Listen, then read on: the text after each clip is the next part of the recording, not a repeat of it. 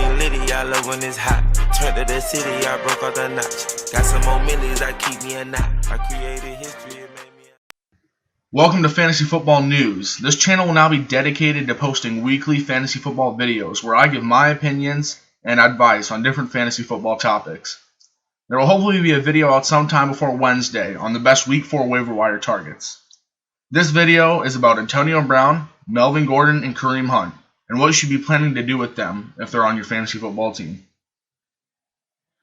To start, Antonio Brown was dropped by the Patriots a couple of days ago, and a lot of fantasy owners don't know what to do with him. I'm going to give you guys my thoughts on AB and what you should do if you own him in fantasy football. AB has been the center of all NFL news for the past few months.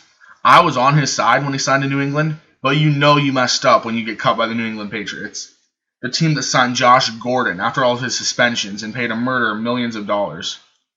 Apparently, he threatened Brittany Taylor, the girl who was pressing charges on him, which just seems guilty. Even after the NFL said the investigation is ongoing and will be pursued vigorously, I am just expecting to get a notification on my phone saying that AB is guilty. For that reason, if I owned him in my league, I would be doing everything I could to trade him away. Someone in your league most likely loves AB and will give you some good value for him. Even if you're just getting a week-to-week flex starter, I would take it. And I even just saw news that he tweeted out, AB says he is no longer playing in the NFL. Whether or not that's true, we don't know. It is Antonio Brown. There's a lot of unknown variables in everything he does. So whether or not that's true, I don't know. Does it look good? No, which again is why if you have a good enough team to keep him on your bench, it might be worth it. But again, probably not. I did not see it working out. Next on the list is Melvin Gordon. A lot of people don't know what to do with Gordon because of his contract holdout. While there are no guarantees, I believe Melvin Gordon will, in all likelihood, return anywhere between Week 6 and Week 8.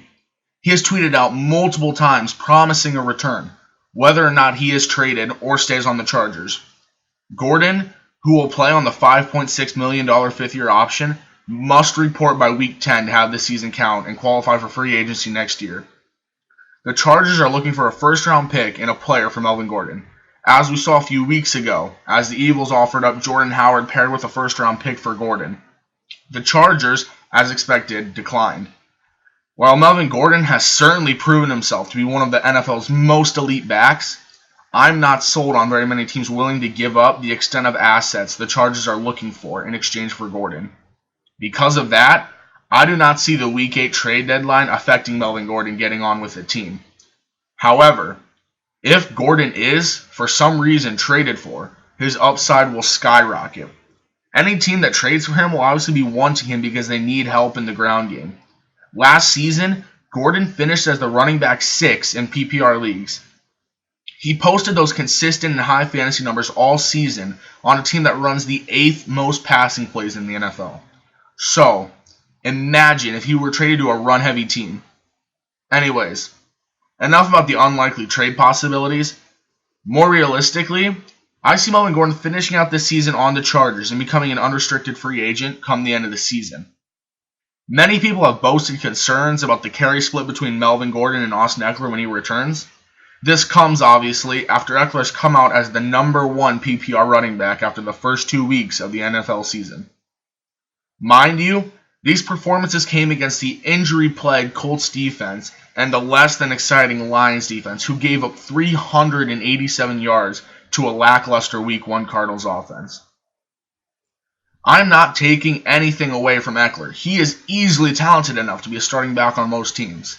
However, that does not apply when Melvin Gordon is a participant.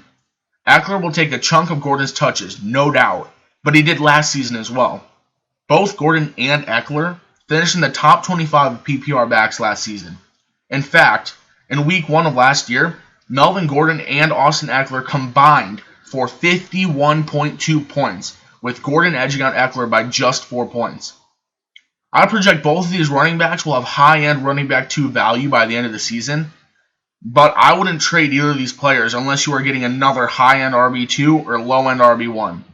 If your team is consistent enough to get you to your league's playoffs while sitting on Gordon, then I highly recommend doing so, as he will return your investment with likely high-end RB2 or low-end 1 value. Finally, I'm going to talk about Kareem Hunt. Not only Kareem Hunt, but the Kareem Hunt and Nick Chubb carry split. After 2 weeks of NFL football, Nick Chubb is the number 14 PPR running back and number 16 standard running back. This scares a lot of people away from Kareem Hunt because they think that Nick Chubb is going off and will take carries away from Hunt when he returns.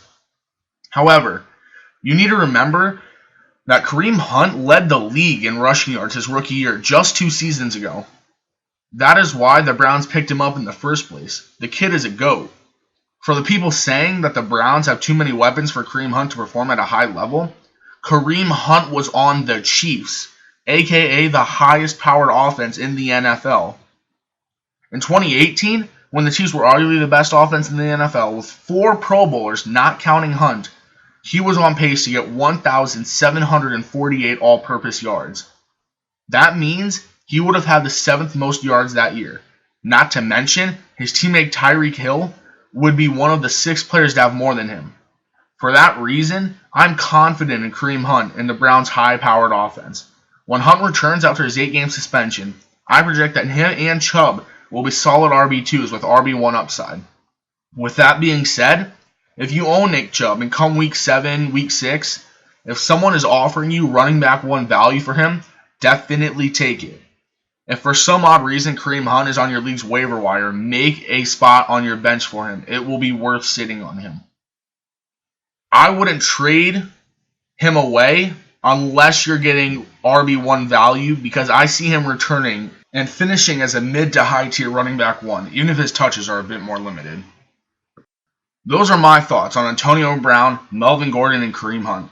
Do you agree or disagree with my points? Let me know in the comments below, along with any other fantasy football questions. Thanks for watching, and subscribe for more fantasy football news. I'm out.